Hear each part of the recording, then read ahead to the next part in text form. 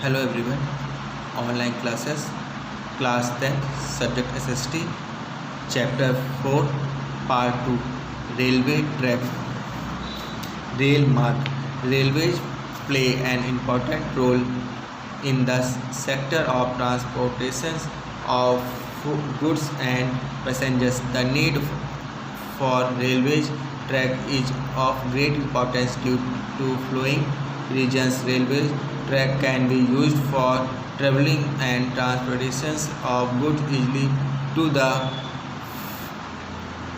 fertile and densely populated areas. Ports can be linked with the city's agricultural area and industries for the distribution of produced and imported goods.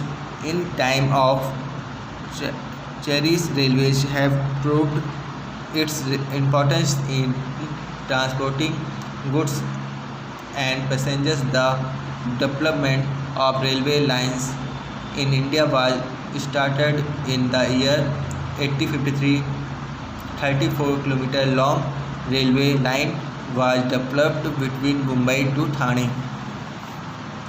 Rail मार्गों का परिवहन के क्षेत्र में महत्वपूर्ण स्थान है। रेल मार्गों की आवश्यकता निम्न परिप्रेक्ष्यों या अत्यधिक महत्वपूर्ण है। रेल मार्गों का उपयोग उपजाऊ सघन आबाद क्षेत्रों की यात्रा एवं माल ढुलाई हेतु आसानी से किया जा सकता है। आयातित एवं उत्पादित माल के क्षेत्रों में वितरण हेतु बंदरगाहों को नगरों, कृषि क्षेत्रों तथा उद्योग से जोड़ा जा सकता है।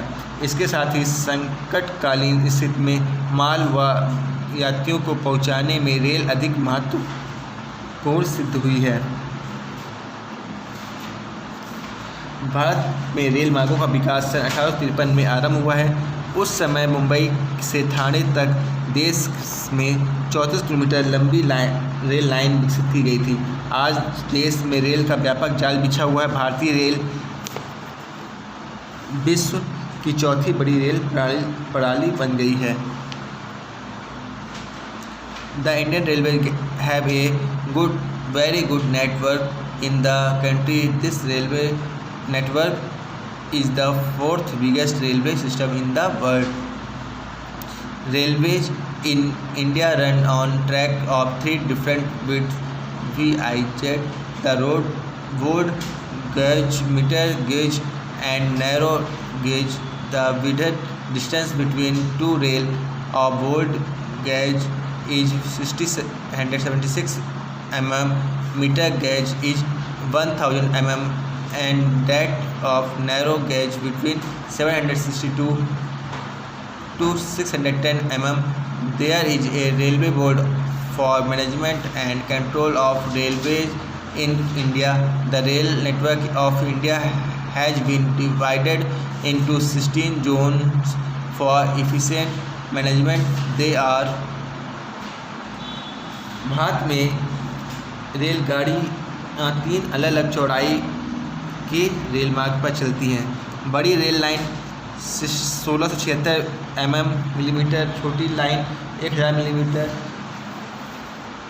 एवं सकरी लाइन 762 व 610 की चौड़ाई की है। रेल प्रबंधन एवं नियंत्रण हेतु रेलवे बोर्ड की स्थापना की गई है। भारतीय रेल नेटवर्क का विभाजन के साथ 16 जोनों में विभाजित किया गया है। भारतीय रेल जोन व उनके मुख्यालय जो हैं निम्नलिखित हैं।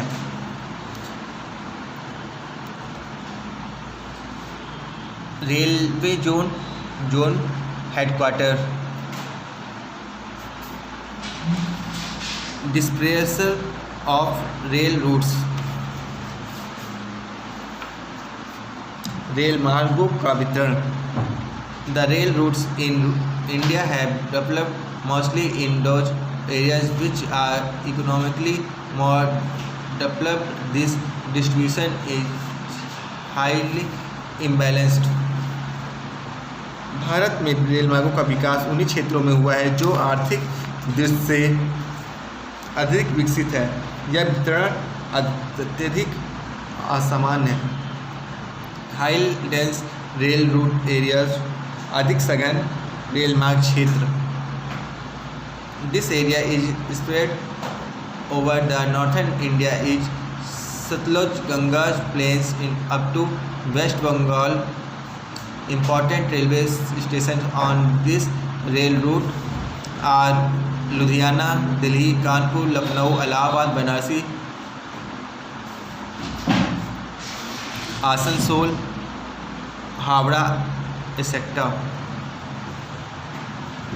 अधिक सघन रेल मार्ग क्षेत्र, यह क्षेत्र उत्तर भारत के सतलज गंगा के मैदान में पंजाब से लेकर पश्चिम बंगाल तक विस्तृत है।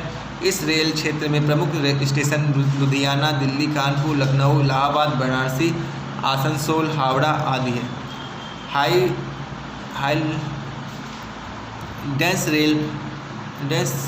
रेल रूट एरियाज, मध्य सघन रेल मार्ग क्षेत्र। The peninsular plains and southern plateau are included in the area. Main stations on this route are Ahmedabad, Vadodara, Chennai, etcetera.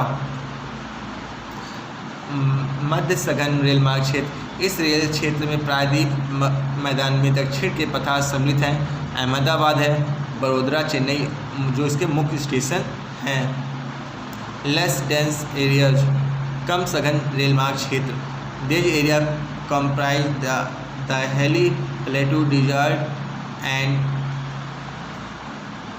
मार्शिल area, forest and economically backward area, specially populated area, etc. Here the transportation facilities are negligible.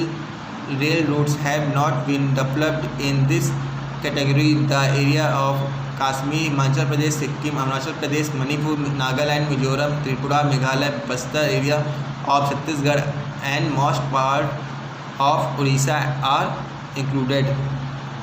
अब जो कम सघन rail मार्ग क्षेत्र है, देश में पर्वतीय, पठारी, मरुस्थलीय, दलदली, जंगली तथा पिछड़ी अर्थव्यवस्था, विरल जनसंख्या वाले भूभाग जहां परिवहन की सुविधाएं नगण्य हैं, रेल मार्गों का विकास नहीं हो पाया है। इनमें से कश्मीर, हिमाचल प्रदेश, सिक्किम, अरुणाचल प्रदेश, मणिपुर, नागालैंड, मिजोरम, त्रिपुरा, मेघालय, छत्तीसगढ़ का बस्तर एवं उड़ीसा के अधिकांश भाग सम्मिलित हैं। The eastern and western coastal areas of India are rugged and narrow, therefore the rail routes could not be developed adequately. On the eastern coast from Kanyakumari coast of Havra, the rail route is developed. On western coastal area, Konkan Railway Corporation has been developed. On the western coastal area, with the setting up of Konkan Railway Corporation, 837 kilometre of rail track has be developed. Bharatvarsh के पूर्व एवं पश्चिमी तटीय भागों में समुद्र तट के कटा फटा व सक्रिय होने के तथा पहाड़ियों के किनारे के कारण रेल मार्ग पर्याप्त विकसित नहीं हो सके हैं। पूर्वी तट के पर समुद्री तट के कन्याकुमारी से हावड़ा तक रेल मार्ग विकसित है। पश्चिम तटीय क्षेत्र में कोंकण रेल निगम की स्थापना के साथ 837 किलोमीटर का रेल मार्ग विकसित हुआ है।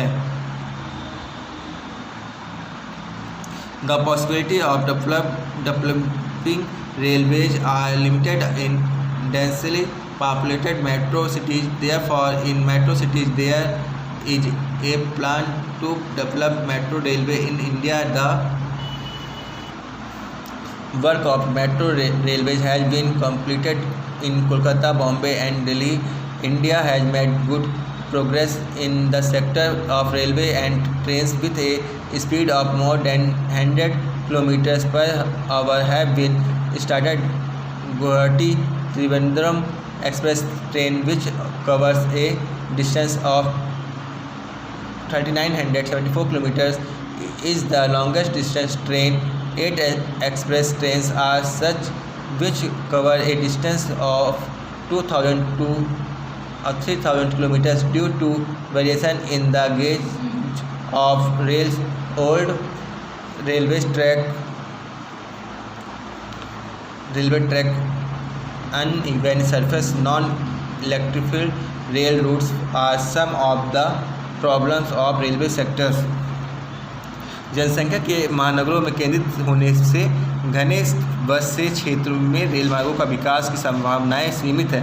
महानगरों में भूमिगत रेल पथ विकसित करने की योजना है। भारत में कोलकाता, मुंबई एवं दिल्ली में मेट्रो रेल सेवा का कार्य पूर्ण किया जा चुका है। भारतीय रेल ने प्रगति का परिचय देते हुए 100 किलोमीटर प्रति घंटे से भी अधिक गति से चलने वाली रेलगाड़ी को प्रारंभ किया है। डिब्रूगढ़ से कन्याकुमारी तक लगभग 4252 किलोमीटर की दूरी तय करने वाली सबसे लंबी दूरी की गाड़ी है। 8 एक्सप्रेस गाड़ी 2000 से 3000 किलोमीटर तक की दूरी तय करती हैं। पटरी की चौड़ाई में भिन्नता, पुराने रेल पथ, अनुपयुक्त धरातल, रेल मार्गों के विद्युतीकरण में कमी रेल क्षेत्र की प्रमुख समस्याएं हैं। Water transport, the geographical condition of the India, it's being surrounded by sea on 3 sides and the perennial river from the basic for water transport. Transport is the cheapest transportation system as compared to other modes of transportation. The ship that transport passengers are called louder, ships that transport goods are called trams, wheel ship used for transporting oil are called tankers. Perishable commodities like milk product, fruit, vegetables, etc. are transported by refrigerated ship. जल परिवहन, भारत की भौगोलिक स्थिति 3 ओर से समुद्र से घिरा होना एवं वर्ष भर पानी उपलब्ध कराने वाली नदियाँ जल परिवहन के विकास के आधार पर हैं। जल परिवहन सभी परिवहनों से सस्ता है। यात्रियों को ढोने वाले जहाज को लाउडर कहते हैं, मालवाहक जहाज को ट्रैम्प कहते हैं, खनिज तेल टैंकर जहाज कहलाते हैं। रेफ्रिजरेटर युक्त जहाज़ों द्वारा शीघ्र खराब होने वाला सामान है, जैसे दुग्ध पदार्थ, फल व सब्जी आदि का परिवहन किया जाता है। For water transport, there is no need of construction of maintenance of routes.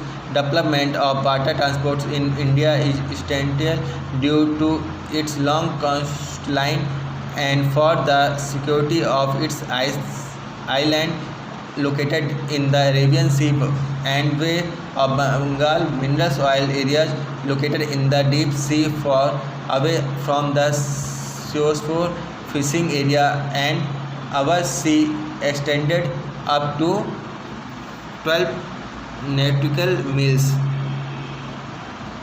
जल परिवहन के लिए मार्ग निर्माण रख रखाव की आवश्यकता होती है। भारत में लंबी तटरेखा अरब सागर व बंगाल की खाड़ी के स्थित द्वीपों की रक्षा है।